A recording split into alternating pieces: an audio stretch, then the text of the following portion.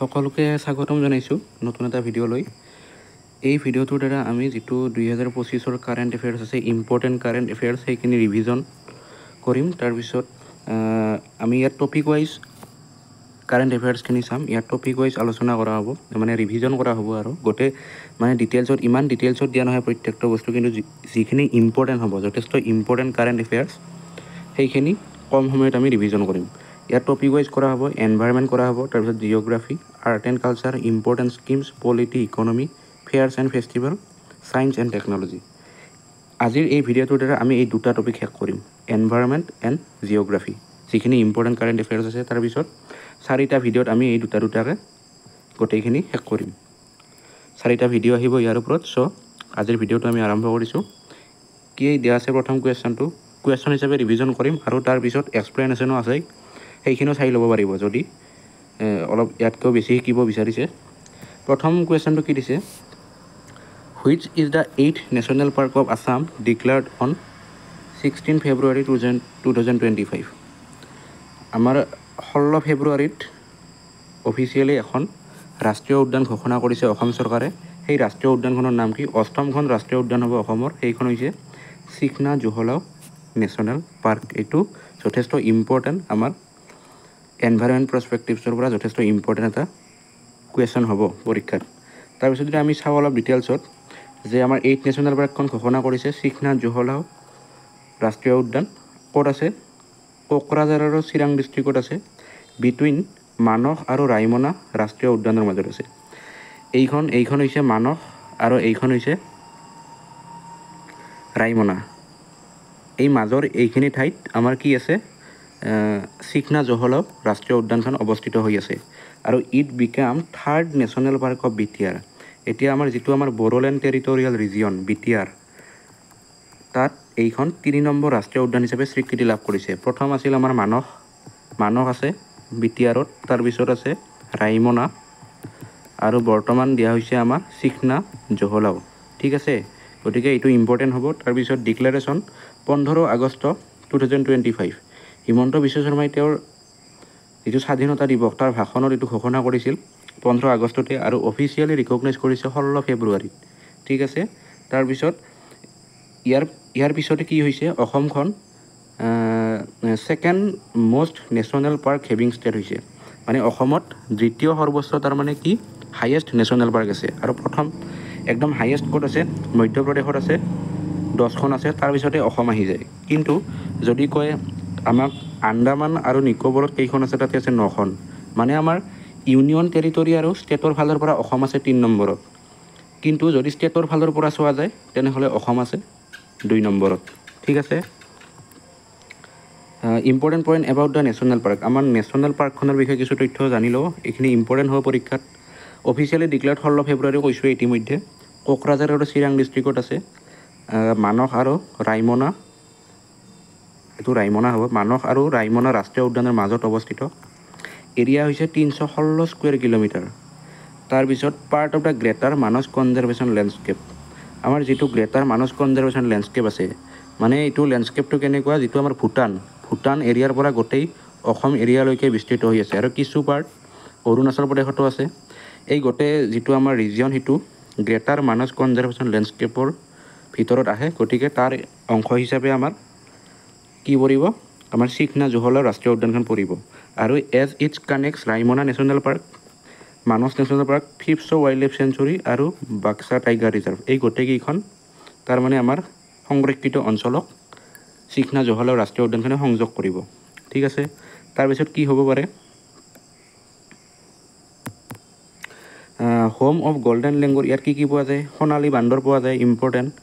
1 horn ৰাইন'চৰ, এশিঙীয়া গড়, royal Bengal tiger, Asian elephant, এইবিলাক পোৱা যায়। আৰু also' located in Indo Bhutan border. আমি কৈছোঁৱে যিটো এইখন ভূটান আৰু এইখন অসম, ভূটানৰ মানে অসমৰ নৰ্থতে আছে ভূটানখন, গতিকে ইণ্ডো ভূটানৰ বৰ্ডাৰতে অৱস্থিত ৰাষ্ট্ৰীয় উদ্যানখন। ঠিক আছে, এইখিনি পইণ্ট ইম্পৰ্টেণ্ট, মানে ষ্টেটমেণ্ট ৱাইজ আমাক কুৱেশ্যন বনাই দিব পাৰে পৰীক্ষাত। তাৰপিছত আমি জানিব লাগিব বৰ্তমান যে চিখনা জোহলাও কোন? চিখনা জোহলাও হৈছে এগৰাকী ব্যক্তিৰ নাম। তেওঁ কোন আছিল? তেওঁ হৈছিল এগৰাকী বড়ো ৱেৰিয়ৰ, ফ্ৰীডম ফাইটাৰ, এগৰাকী বড়ো স্বাধীনতা সংগ্ৰামী Sikhna Jwhwlao. He is also' known as Jaolia Dewan. তেওঁক জাৱলীয়া দেৱান বুলিও কোৱা হয় হা, জাৱলীয়া দেৱান। এইটো ইম্পৰ্টেণ্ট হ'ব পৰীক্ষাৰ কাৰণে। আৰু তেওঁ কি কৰিছিল, তেওঁ যিটো আমাৰ এংলো ভুটান হৈছিল, ব্ৰিটিছৰ বিৰুদ্ধে এংলো ভুটান ৱাৰ 1865 চনত তাত যোগদান কৰিছিল। আৰু তেওঁৰ এখন ৰাজধানী আছিল, হিজ কেপিটেল চিকনাজাৰ নাইবা Chiknajhar, located in Ultapani reserve forest which is fall under this national park. ঠিক আছে, এইখিনি কথা ইম্পৰ্টেণ্ট হ'ব পৰীক্ষাৰ কাৰণে। তাৰপিছত আমি ইয়াত অলপ আমাৰ গোটেইখন ৰাষ্ট্ৰীয় উদ্যানৰ নাম দিয়া হৈছে, চাই ল'ব, ইম্পৰ্টেণ্ট হয় এইখিনিও। তাৰপিছত 2 নম্বৰত কি দিছে, which is the new bird species discovered in Pobitora wild life century. এটা মানে চৰাইৰ এটা নতুন স্পেচিছ আমাৰ পবিতৰা ৱাইল্ড লাইফ চেঞ্চুৰীত ডিছকভাৰ কৰিছে, সেইটো হৈছে ইণ্ডিয়ান পিত্ত। এইটো ইম্পৰ্টেণ্ট হা, কাৰণ এইটো মানে যথেষ্ট এটা ৰেয়াৰ বাৰ্ড হয়, সেইটো ডিছকভাৰ হৈছে আমাৰ পবিতৰা ৱাইল্ড লাইফ চেঞ্চুৰীত। কি আছে এই বিষয়ে আমি যদি চাওঁ, ইণ্ডিয়ান পিত্ত, এই পক্ষীটো ইণ্ডিয়ান পিত্ত বুলি কয়। First time Indian pitta spotted in Pobitora wild life sanctuary in Morigaon. It is also' called Naurang. এই যিটো চৰাইটোৰ অন্য এটা নাম আছে, এইটো নৱৰং, কাৰণ এই চৰাইটোৰ 9টা ৰং আছে, 9টা বিশেষ ৰং আছে, সেইকাৰণে নৱৰং বুলি কোৱা হয়। যদি চাই, brown, black, olive green, sky blue, pink, orange red, buff, turquoise blue আৰু হোৱাইট, এই 9টা ৰং আছে হা। এবাৰ Pobitora wild life sanctuary, Pobitora wild life চেঞ্চুৰীৰ বিষয়ে যদি আমি চাওঁ, যে এইখন ক'ত আছে, মৰিগাঁৱত আছে। Declared as a wild life sanctuary in 1987। তাৰপিছত টোটেল এৰিয়া হৈছে 38 square kilometre. Highest density of rhinoceros, যথেষ্ট ইম্পৰ্টেণ্ট। তাৰপিছত designated as least concern in IUCN red data book. এই যিটো চৰাইটোৰ ডেজিগনেশ্যন কৰা আছে, সেইটো লিষ্ট কনচাৰ্ণ হিচাপে কৰা আছে IUCN ৰেড ডাটা বুকত। ঠিক আছে, তাৰপিছত আমি 3 নম্বৰ কুৱেশ্যনটো যদি চাওঁ, যে in which river in Assam highest number of gangetic river dolphin found. অসমৰ কোনখন নদীত আটাইতকৈ বেছি গংগা নদীৰ ডলফিনটো পোৱা যায়? সেইটো হৈছে কুলচি ৰিভাৰ, কুলচি নদীত এই ডলফিনটো পোৱা যায় হা। ইয়াত যদি চাওঁ আমি, এইটো কিয় ইম্পৰ্টেণ্ট, কাৰেণ্ট এফেয়াৰ্ছত আছিল, নিউজত আছিল। First time dolphin survey in India. প্ৰথমবাৰৰ কাৰণে ডলফিন ছাৰ্ভে হৈছে ভাৰতবৰ্ষত, গতিকে সেইকাৰণে ইম্পৰ্টেণ্ট হয় প্ৰশ্নটো। First time dolphin survey conducted in India and estimated 6327, মানে ভাৰতবৰ্ষত 6327টা ডলফিন আছে বুলি ধাৰণা কৰা হৈছে। তাৰপিছত total 635 dolphin recorded in Brahmaputra river, এইটো পইণ্ট ইম্পৰ্টেণ্ট। তাৰপিছত প্ৰজেক্ট ডলফিন লঞ্চ ইন 2020। তাৰপিছত covered Ganga, Brahmaputra and Indus river system. যিটো আমাৰ ডলফিন ছাৰ্ভে কৰা হৈছে, সেইটো 3খন বিশেষ নদী সামৰি লৈছে, গংগা নদী, ব্ৰহ্মপুত্ৰ নদী আৰু সিন্ধু নদী। ঠিক আছে, তাৰপিছত Ganga river and its tributaries have highest number of dolphin. ডলফিনৰ ফালৰ পৰা গোটেই ইণ্ডিয়াত গংগা নদীত আটাইতকৈ বেছি ডলফিন আছে। তাৰপিছত endangered category in IUCN red data book, endangered হিচাপে শ্ৰেণীভুক্ত কৰা আছে। তাৰপিছত ডলফিনৰ বৈজ্ঞানিক নামটো হৈছে ডলফিনিডে। তাৰপিছত নোট কি আছে, এইটো Ganges river dolphin only found in Kulsi river in Assam. অসমৰ এখন বিশেষ নদীতে পোৱা যায় এই ডলফিনটো, সেইটো হৈছে কুলচি নদী। ঠিক আছে, ইয়াত ষ্টেট ৱাইজ হাইয়েষ্ট ডলফিনটো দিয়া হৈছে। উত্তৰ প্ৰদেশত হাইয়েষ্ট ডলফিন আছে 2397টা। তাৰপিছত অসম আছে 4 নম্বৰত, এইটো ইম্পৰ্টেণ্ট হ'ব। আৰু পাঞ্জাৱত একেবাৰে কম ডলফিন আছে, মাত্ৰ 3টা পোৱা গৈছে। নেক্সট আমি কুৱেশ্যনলৈ আগবাঢ়িছোঁ। What is the name of the frog species that is recently discovered in Garbhanga reserve forest in Assam. যিটো আমাৰ গড়ভঙা ৰিজাৰ্ভ ফৰেষ্ট আছে অসমৰ, তাত এটা নতুন ভেকুলীৰ প্ৰজাতি আৱিষ্কাৰ হৈছে। সেই প্ৰজাতিটোৰ নাম কি? সেইটো হৈছে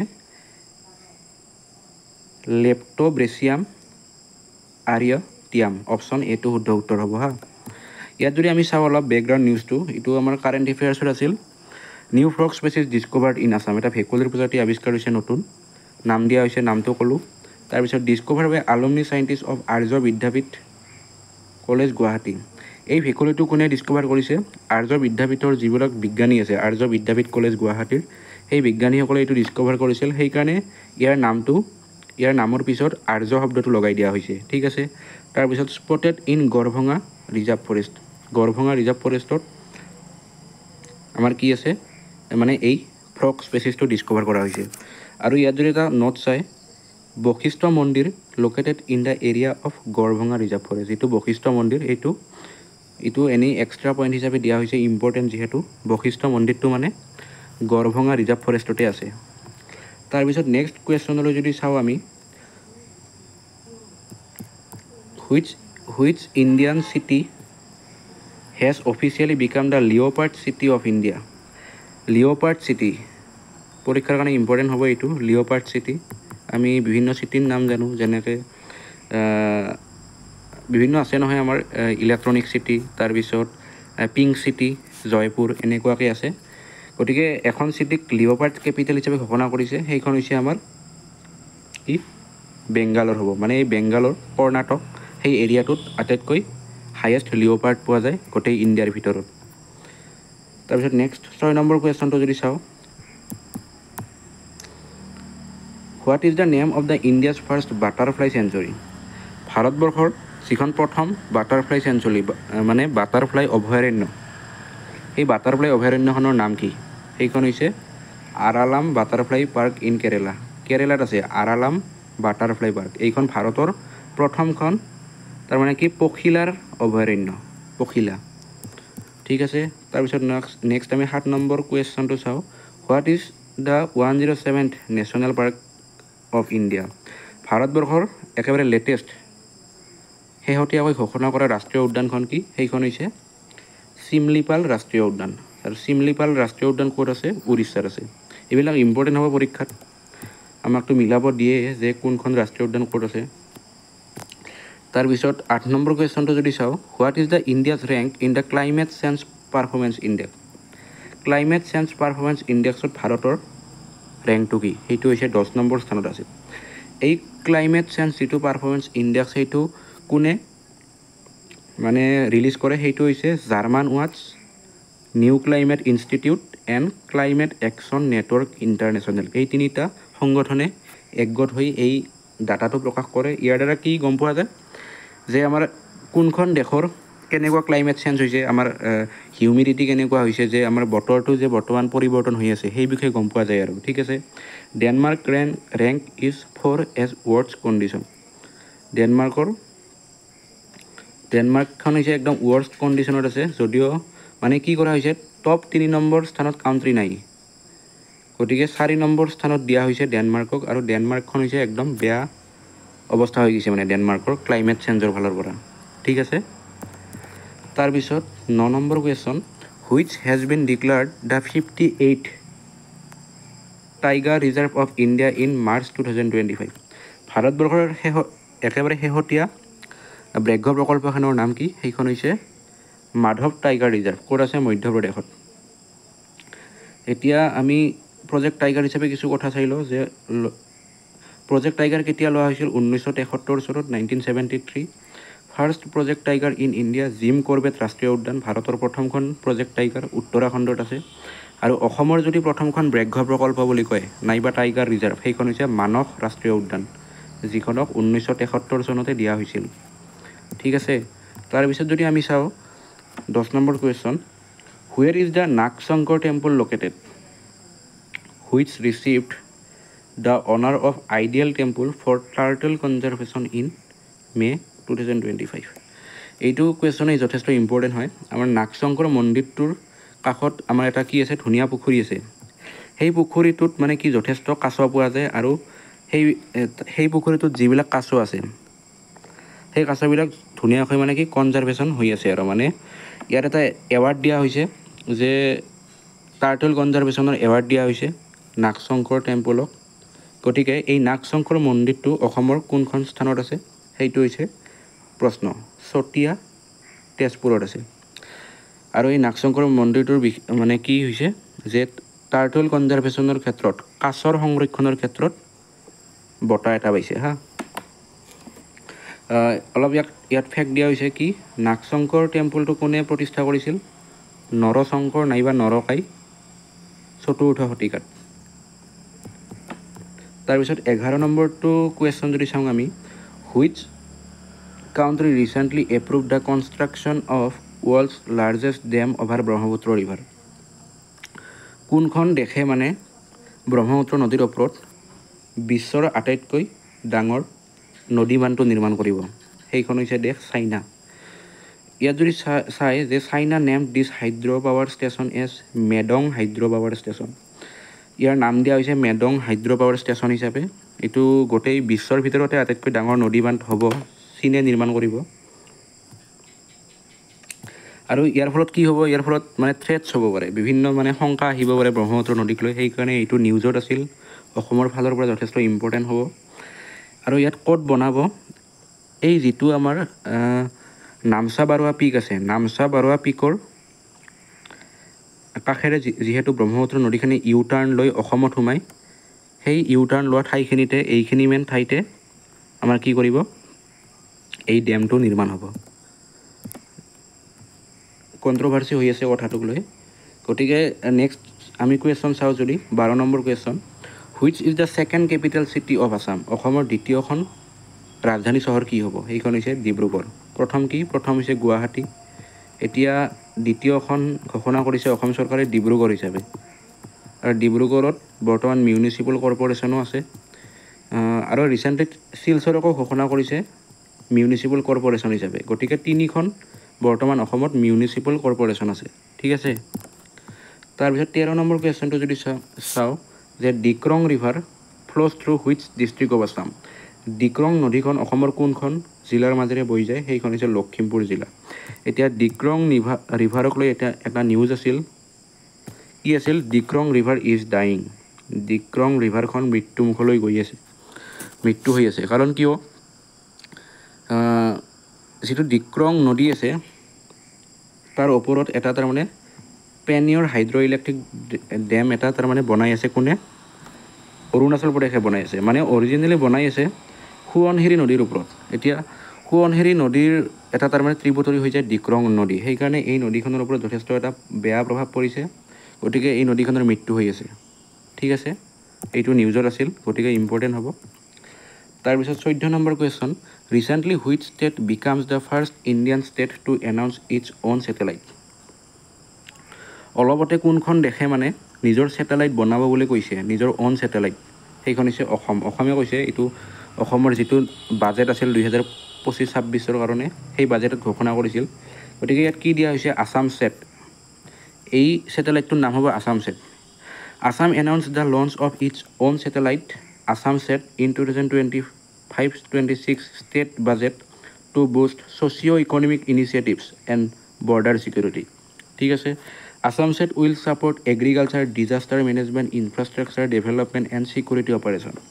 এই আছাম ছেটৰ দ্বাৰা কি কি কাম হ'ব? আমাৰ এগ্ৰিকালচাৰ ক্ষেত্ৰত আমাৰ ডেভেলপমেণ্ট কৰিব পৰা যাব। ডিজাষ্টাৰ মেনেজমেণ্ট, বানপানীৰ ক্ষেত্ৰত সহায় হ'ব। ইনফ্ৰাষ্ট্ৰাকচাৰ ডেভেলপমেণ্টৰ ক্ষেত্ৰত সহায় হ'ব। আৰু ছিকিউৰিটি অপাৰেশ্যন, আমাৰ যে কি হৈ থাকে বৰ্ডাৰ কনফ্লিক্টবিলাক হৈ আছে, মেঘালয়ৰ লগত হওক, মণিপুৰৰ লগত হওক, এইবিলাক তাৰমানে ৰোধ কৰিব পৰা যাব আৰু এই ছেটেলাইটটোৰ দ্বাৰা। মানে একজেক্ট কাৰণটো গম পোৱা যাব যে কোনে প্ৰথমে আক্ৰমণ কৰিছে। তেতিয়াহ'লে সুবিধা হ'ব আৰু মানে চৰকাৰৰ। গতিকে the satellite will be develop in collaboration with INSPACe and ISRO' আৰু ইনস্পেচৰ সহযোগত আমাৰ এই ছেটেলাইটটো নিৰ্মাণ হ'ব। তাৰপিছত যদি চাওঁ আমি 15 number question, consider the following statements about Majuli island. Majuli island হিচাপে মানে মাজুলী আইলেণ্ড সন্দৰ্ভত এই কথাকেইটা আমাক চাব দিছে। Majuli is the world's largest river island located in Brahmaputra river. এইটোতো সত্য। তাৰপিছত যদি চাওঁ আমি, Majuli was declared as a district in 2016। এইটোও সত্য। 2016 জিলা হিচাপে ঘোষণা কৰিছিল 8 ছেপ্টেম্বৰত। তাৰপিছত the island has expanded in size due to continuous sediments deposition. এতিয়া 3 নম্বৰটোত কোৱা হৈছে যে যিটো আমাৰ মাজুলী নদীদ্বীপ আছে, সেই নদীদ্বীপটো এক্সপাণ্ড হৈ আছে, মানে ডাঙৰ হৈ গৈ আছে। কাৰণটো কি? আমাৰ যিটো আমাৰ নদীয়ে মানে গেট লৈ আহে, সেই গেটবিলাকৰ দ্বাৰা মানে আমাৰ এই আইলেণ্ডটো ডাঙৰ হৈ আছে বুলি কৈছে। গতিকে এইটোতো অসত্য কথা, কেতিয়াও ডাঙৰ হৈ থকা নাই, সৰুহে হৈ গৈ আছে গৰাখহনীয়াৰ ফলত। গতিকে 3 নম্বৰটো অসত্য। গতিকে অপশ্যন 1 আৰু 2টো শুদ্ধ উত্তৰ। গতিকে 1 and 2 অনলি। ঠিক আছে।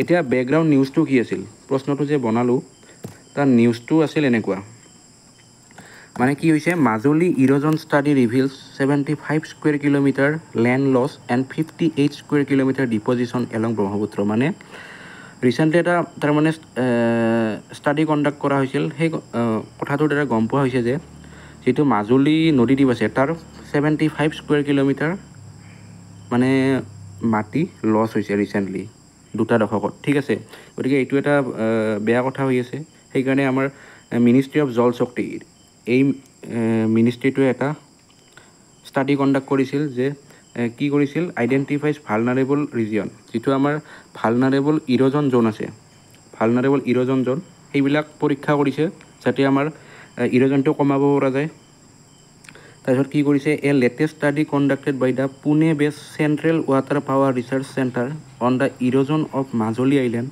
In Jorhat has revealed that there was continuous erosion near the confluence of Sowanhiri and Brahmaputra, which expanded from Kathani Gaon Nasatra to বনপুৰীয়া এতিয়া ইয়াত কি কোৱা হৈছে যিটো আমাৰ সোৱণশিৰি আৰু ব্ৰহ্মপুত্ৰ নদীৰ যিটো সংগমস্থল সেই সংগমস্থলটোত আটাইতকৈ বেছি গৰাখহনীয়া হৈছে তাৰ বিষয়ে আমাৰ এটা তাৰমানে কি কৰা হৈছিল ষ্টাডি কৰা হৈছিল মিনিষ্ট্ৰি অফ জল শক্তিৰ দ্বাৰা সেইটোৱে আৰু তাৰ দ্বাৰা প্ৰকাশ হৈছে যে 75 স্কুৱেৰ কিলোমিটাৰ 75 স্কুৱেৰ কিলোমিটাৰ ভূমি গৰাখহনীয়াত যাহ গৈছে গতিকে এইটো ইম্পৰ্টেণ্ট হ'ব পাৰে পৰীক্ষাৰ ফালৰ পৰা আৰু বৰ্তমান জল শক্তিৰ মিনিষ্টাৰ কোন তেওঁ হৈছে CR পাটিল ঠিক আছে তাৰপিছত নেক্সট কুৱেশ্যনলৈ আগবাঢ়িছোঁ আমি in which Indian state did the deadly avalanche occur in February 2025 claiming the deaths of 54 lives of BRO workers এতিয়া ইয়াত কোৱা হৈছে যিটো আমাৰ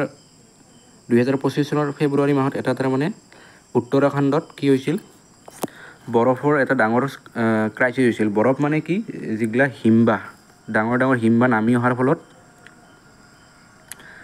BRO ৱৰ্কাৰ্ছ কিছুমানৰ ডেথ হৈছিল সেই ঘটনাটো ক'ত হৈছিল বুলি সুধিছে সেইটো হৈছে উত্তৰাখণ্ডত হৈছিল ইয়াত যদি আমি চাওঁ কি হৈছিল উত্তৰাখণ্ড আভালাঞ্চি ডিজাষ্টাৰ এতিয়া আভালাঞ্চি শব্দটোৰ অৰ্থ হৈছে ডাঙৰ বৰফৰ টুকুৰা যদি আমাৰ এনেকৈ বিৰাট স্পীডত নামি আহে তললৈ সেই অৱস্থাটোকাই মানে আভালাঞ্চি বুলি আৰু সেই আভালাঞ্চিৰ ফলত আমাৰ উত্তৰাখণ্ডত 54 ৱৰ্কাৰ্ছৰ মৃত্যু হৈছিল এইটো নিউজত আছিল ইম্পৰ্টেণ্ট হ'ব ডেট অফ ইনচিডেণ্ট 28 ফেব্ৰুৱাৰীত হৈছে ঘটনাটো লোকেশ্যন ক'ত হৈছে আমাৰ চামলি ডিষ্ট্ৰিক্ট উত্তৰাখণ্ডৰ চামলি ডিষ্ট্ৰিক্টত হৈছে 54 জন মৃত্যু হৈছে 54 জন ডেথ হৈছে আৰু তেওঁলোকে কাম কৰি আছিল প্ৰজেক্ট শিৱালিকৰ আণ্ডাৰত আৰু সেই কাম কৰি থকা সময়তে এই দুৰ্ঘটনাটো সংঘটিত হয় বৰফৰ টুকুৰাটো নামি আহে জোৰেৰে তললৈ আৰু এই শ্ৰমিকবিলাকৰ মৃত্যু হয় এইটো আছিল নিউজ নেক্সট যদি আমি 17 নম্বৰ কুৱেশ্যনটো চাওঁ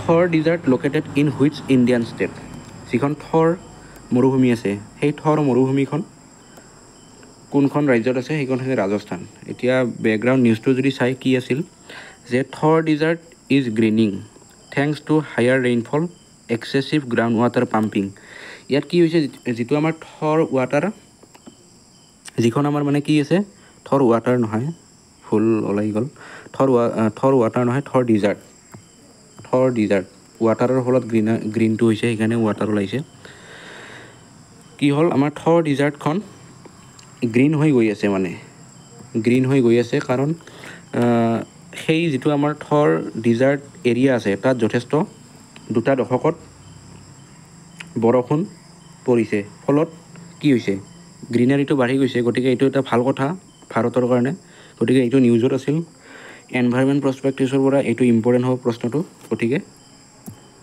এইটোৱে আছিল আৰু নিউজটো ঠিক আছে তাৰপিছত 18 নম্বৰ কুৱেশ্যনটো যদি চাওঁ আমি which is the new fish species that is discovered from Meghalaya যিখন ৰাজ্য তাৰ এটা নতুন মাছৰ প্ৰজাতি আৱিষ্কাৰ হৈছে মাছৰ প্ৰজাতি সেই মাছৰ প্ৰজাতিটোৰ নাম কি এইটো হৈছে চিষ্টুৰা ডেন্সি ক্লেফ অপশ্যন এটো শুদ্ধ উত্তৰ তাৰপিছত 19 নম্বৰ কুৱেশ্যনটো যদি চাওঁ আমি হোৱাট ইজ অপাৰেশ্যন অবভিয়াছটো কি মানে সুধিছে প্ৰশ্নত ইয়াৰ কাৰণে শুদ্ধ উত্তৰ হ'ব ডিজাষ্টাৰ প্ৰিপেয়াৰ্ডনেছ এণ্ড চিভিল ডিফেন্স এতিয়া যদি আমি অপাৰেশ্যন অবভিয়াছৰ বিষয়ে চাওঁ এইটো মানে কি নিজকে ছেভ কৰা বিভিন্ন তাৰ মানে ঘটনা হ'লে নাইবা দুৰ্ঘটনা হ'লে মানে কি হ'লে ভূমিকম্প হ'লে তাৰপিছত বানপানী হ'লে তাৰপিছত বিভিন্ন ইণ্ডাষ্ট্ৰিয়েল এক্সিডেণ্ট হ'লে আমি কেনেকৈ নিজকে তাৰমানে ছেভ কৰিব পাৰোঁ, নিজকে বচাই আনিব পাৰোঁ, সেই বিষয়ে এটা তাৰমানে মানুহক ট্ৰেইনিং দিছে এই অপাৰেশ্যনটোৰ দ্বাৰা। ঠিক আছে, conducted in 244 district in India in May 2025। 244খন ভাৰতৰ জিলাক সামৰি লোৱা হৈছে এই অপাৰেশ্যন অভ্যাসৰ দ্বাৰা। তাৰপিছত অৰ্গেনাইজ বাই Indian disaster management authority, NDMA organise কৰিছে in collaboration with state disaster response authority SDRৰ সহযোগত। তাৰপিছত নেক্সট 20 নম্বৰ কুৱেশ্যনটো যদি চাওঁ, the Mandvi river water ডিছপুট is primarily between which two Indian state. যিটো মাণ্ডৱী নদী সংঘাত, মাণ্ডৱী নদীৰ যিটো পানীৰ সংঘাত, সেই সংঘাতটো কোন দুখন ৰাজ্যৰ মাজত আছে, সেইটো হৈছে কৰ্ণাটক আৰু গোৱাৰ মাজত। এইটো নিউজত আছিল। কেনেকৈ নিউজত আছিল মানে ইয়াত দেখুওৱা হৈছে যে ছাপ'জ ইয়াত কি চাওক যে এইখন মাণ্ডৱী নদী কৰ্ণাটক আৰু গোৱাৰ মাজেৰে বহি যায়। এই তাৰমানে পানী যিটো মাণ্ডৱী নদীৰ পানী আছে সেই পানীখিনিক লৈ কনফ্লিক্টটো হৈছে। ঠিক আছে, কৰ্ণাটক ৰাজ্যখনে তাৰমানে কি কৰিছে, এই মাণ্ডৱী নদীৰ পৰা বিভিন্ন তাৰমানে মাণ্ডৱী নদীৰ পৰা পানীবিলাক লৈ যাই আছে তেওঁলোকে বিভিন্ন মানে প্ৰজেক্ট কৰি। গতিকে যিহেতু কৰ্ণাটকে যদি এনেকুৱা কামটো কৰে, গোৱাৰ ফালে যথেষ্ট প্ৰভাৱ পৰিব। চ' এই কথাটোক লৈ কনফ্লিক্ট হৈ আছে দুয়োখন ষ্টেটৰ মাজত, আৰু এইটোৱে নিউজত আছিল কেইদিনমান আগতে, 2-3 মাহ আগতে। গতিকে ইম্পৰ্টেণ্ট হ'ব পৰীক্ষাৰ ফালৰ পৰা। চ' আজি এই 20টা কুৱেশ্যনে লৈ আহিছিলোঁ। যথেষ্ট দীঘল হৈ যায় ভিডিঅ'টো, বেছি প্ৰশ্ন আনিলে। আজিলৈ এইখিনি আছিল। যদি ভিডিঅ'টো ভাল পায় লাইক কৰিব। ধন্যবাদ।